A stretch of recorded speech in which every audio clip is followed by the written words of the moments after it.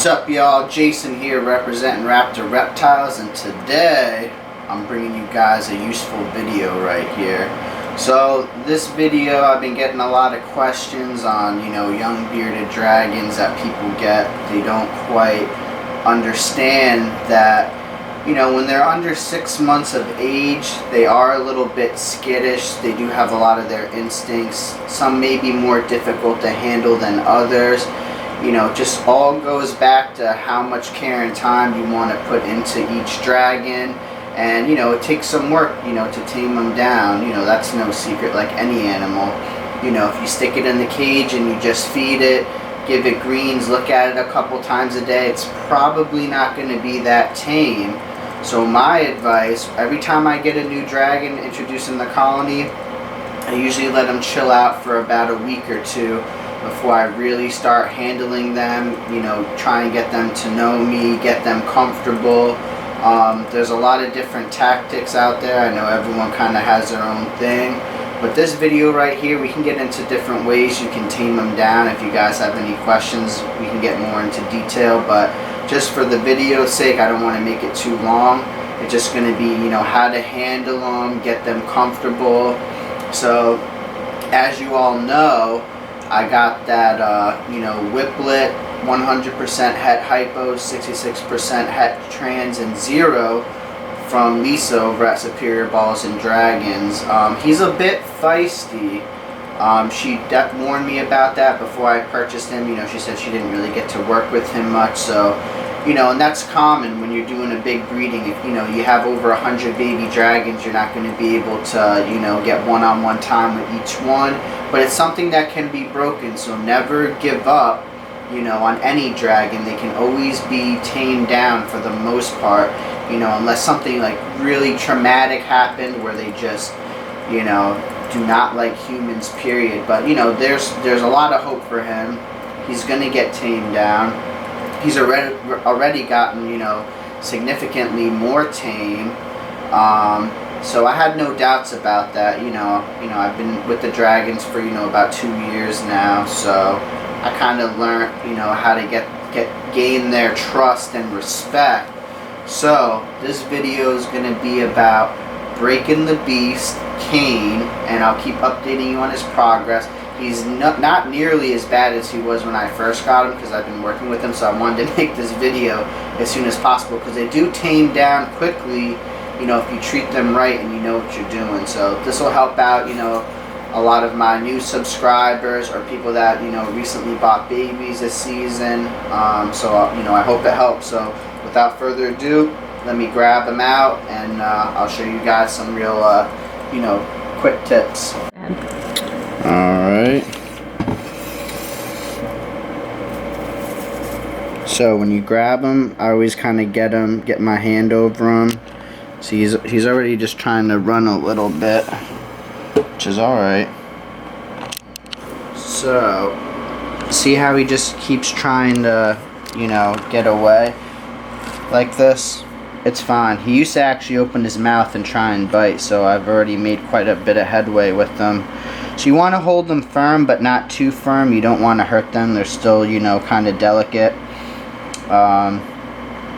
So once you get them, they're gonna, if a dragon tries to run away from you every time you pick it up and then you put it right back in the cage, that's bad conditioning practices right there. They know then they're actually pretty smart animals that once they start getting all squirmy and try and get away and you put them back, they know that's going to work every time. So if I see a dragon that ever challenges me, tries to get away, tries to bite me, scratch me, anything, puff up their beard, try and get me. Some of them will try and even get you more of the adults with their side spikes here. They'll puff it out and turn their head. So it pricks a little bit, but nothing really, if you're not afraid of getting a couple scratches, you really have nothing to worry about. Even if they bite you at this age, I haven't had one draw blood from me yet. So see how he's just kind of getting squirmy? He's not too happy right now. But he used to puff up. I should have done this video a little bit sooner. But see, all you have to do is keep that positive control of them Get them comfortable. And dragons, especially babies, they like all their limbs supported. So as long as they're supported and comfortable 90% of the time, that's when they're gonna relax. If you're holding them like this, he's chill right now, they don't like that. They don't feel secure. So you always want to have them secure. So he'll eventually tame down. He'll get this. What happens is, from what I think, from my experience, is they get discouraged, and you know, they're like, all right, I'm not getting away, let me chill out here, get a couple pets in. But I always start here with the back, the upper back, right down the spine. I'll kind of just pet him. Now, he used to puff up all the time and then try and bite. So what I would do is I would keep my index finger under his mouth, and he could never really get down far enough to bite me. So when I would hold him, I would always keep it like this. So if he was puffed up, and then I would just pet him, pet him, pet him. So this video is going to be more beneficial because he's, you know, like I said, I've already worked with him, you know, for a couple weeks. So he's tamed down quite a bit, and which I knew he would. So, and when you hold them, you don't want to hold them too tight, because if you're holding them too tight, they may see that as, oh, you're a predator, you may be trying to hurt them, or you're trying to restrict. I'm not really restricting him at all right now, as you can see with my hand. He's just chilling here, and then I'm just taking my thumb and I'm petting him. And then I'm going to start moving up to the head here. They like to be pet. It's kind of where their brain is. They have two little fat stores up here. And then you can start petting them there. But that's fine. If they do that, no big deal. Just get them right back where you want them. See, when he licks you, that's a good sign. You know, they lick a lot of, you know, when they're in cages and they lick stuff, or they go to new areas. That's how they kind of distinguish certain things and figure it out. Their tongue is basically another organ and another sense for them to figure out if something's food, what it is. So not holding him tight, just kind of petting him. Then I'll kind of work under his beard here. Kind of just start petting them down. Every dragon's a little bit different, you know. Some like to have their back pet, some like to have their head pet, some like their beards pet. You kind of just have to figure it out. Like I said, every dragon's different. Every dragon likes different types of food. They all act a little bit different. They all do really have their own personality. So, you know, it could take a month for you to really figure that out. But he's digging this. See how he's kind of turning his head? So I know he likes to be pet under here. And this is kind of was the first step for me to get him to kind of shut his mouth and stop trying to bite. He was like, oh, okay, this isn't that bad. You know, I'm chilling with Dad, getting my beard pet. He's like, this is cool.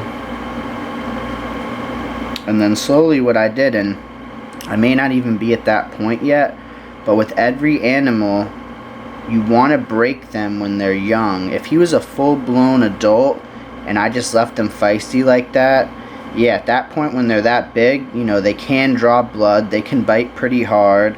Their nails are a lot bigger, and I noticed that they will actually scratch you. His nails really aren't big enough or sharp enough at this point to scratch me. So, not to at least break the skin, but I did have a big one before that. Every time would scratch me, so then I would have to trim the nails. It was just a real pain, so I break them when they're real young like this. You kind of just have to show them who the boss is. Like I said, they're actually pretty intelligent animals. So, you know, he's still kind of exploring. I mean, he's young. I think he was hatched May 26th, so he's pretty big for his age for a whiplet, which is great. And what I believe is he's so big is he's actually just a normal whiplet, normal scale, not showing any morphs at all. So all his you know, potential morphs that he would show are in his genetics. So I won't know till I breed him. And as you can see here, so no one asks, he does have a, you know, tiny tail nip here. maybe like an inch of his tail, probably when he was young with his clutch mates. I've heard that the whiplets and zeros are a lot more aggressive, and you know, they do get a lot of nips, so when you do breed them, it's better off to just separate them. So I got him with a little nip. I wasn't too worried about it. I mean, I'm planning on breeding him. He's not going out for show, and that type of stuff doesn't really bother me much. Some people say, oh, it's their pet peeve, they don't like it. That's fine, then don't get a dragon with a nip. To me, it didn't matter. I go for the overall, you know, I like to look at their health, their anatomy. I mean, besides a nip like this, his overall anatomy, he would have had a normal tail, so it's not like it's a defect or anything. And then, you know, you want to look at their appetite, which he has a huge appetite, as you can see from his belly, which is great because he started off as a really strong eater. So, and then you can start experimenting, you know, touching different parts of, you know, their limbs. So he kind of, you know, flinched a little bit. You want to get them comfortable with your fingers pretty much over, you know, anywhere on their body. You should be able to pet your dragon, and they shouldn't be flinching, getting upset, trying to run away. So the next step is, especially because I do give my dragons, you know, once they get older, I'll offer some supplements if they're vitamins, if I feel like they need more calcium, if they're gravid. So I always want them comfortable with my fingers around their mouth. So you can even start touching around the sides of their mouth. Some dragons will open their mouth kind of just as instinct, but see how he's not even trying to bite. But if you guys go to the unboxing video, you could see he was trying to bite, all types of stuff. So I've worked with him quite a bit, but touch their nose. So you kind of just can't be afraid. Start rubbing the side of his face. But see, from just when I took him out, he's really calmed down quite a bit. So I would say, you know, in another couple weeks, this dragon will have the perfect temperament. And all it takes is really, you know, half hour every other day. Nothing crazy. You don't have to hold them every day for 5 hours. I mean, I never recommend that. You know, I like to keep them, you know, in their tank, you know, most of the day to get, so that they can eat, you know, digest their food, you know, get the UVB rays. So I only handle them for maybe a half hour. That's all it really takes. They're pretty smart. You know, they're allegedly supposed to be able to identify their owner, so. But yeah, just start petting. See how he opened his mouth a little bit? That's fine. It wasn't in an aggressive manner. He didn't puff up. So, like I said, sometimes it's instinct, and I like that because if I do have a syringe, you know, filled with, you know, calcium or vitamins, when I do put it, I'll tilt their lower jaw down and kind of ride it up. And most of the time, most of my dragons that know me, you know, they know the vitamins are coming. Some of them like it, some of them don't. And, you know, they'll take it depending on how the dragon is, you know, pretty easily. But so now I'd say he's a lot more comfortable right now. So I'm not really at the level yet where I would put him down on my leg and just let him chill, because he could jump off, and you got to be aware of that. You know, these dragons, if, you know, they jump from too high, you know, they could run under a couch, you know, get trapped somewhere. If they jump from too high, you know, they could potentially, you know, break an arm, break a leg. So I'm not at that point yet where I'm willing, like, I'll do this as a test, kind of just let go completely, let him chill and see what he does. But my thumb is always here, so if he acts up, I always can regain positive control right behind his neck here. See, I got him here. They don't like that though. They don't want to feel restricted. So that's only until I can reposition him and get him comfortable again. You don't want to hold them down, because like I said, they could take that as a threat. So see, they can be also pretty quick too at this age. I mean, all dragons are pretty fast if they want to be. Once they get older, you know, they're not really trying to run away much. But pet down here. But yeah, see, he's getting so used to me at this point. I should have made this video right when I got him, but you guys can see from the unboxing, I mean, that's how he was for a couple weeks. But just took him to, you know, get some calming down, get to know me, realize I'm not a threat. I'm the one that's giving him food And that's another good thing, you know, every time I give them food in the morning, I try and hand them and entice them to go eat their greens. So I'll feed, you know, each one, if they'll eat, you know, from my hand, some lettuce. So that hand interaction right there, they get used to it. They'll affiliate it with food and that you're not a threat. That'll really tame him down. If you have him out, he's doing really good right now. I may grab a dubia or two, you know, hand him a dubia, but yeah, for the most part, see, I'm even petting him here, he's not doing much. See, and then once they start shutting their eyes, any dragon that you know, will shut their eyes, that means they have complete trust in you. They may only start off with shutting one eye at a time. If they shut both eyes and are willing to go to sleep in your presence, then you've gained that animal's full trust right there. That'll come with time. So all in all, that was just, you know, a quick little, you know, tips and tricks that I do to tame down, you know, young dragons. You know, he really is beautiful and special, so I definitely plan on keeping him. So I want to make sure he's real tame here. So I hope that video helped you guys. If, you know, you have any other video suggestions, any questions, you know, I can even go into a more detailed video. I don't have too many wild dragons at the moment, but this is pretty much how you break a beast down. Just with time, you know, passion and some love, you can get him where you want him to be. So hope you all enjoyed the video. Like, comment, subscribe, and as usual, stay tuned for more.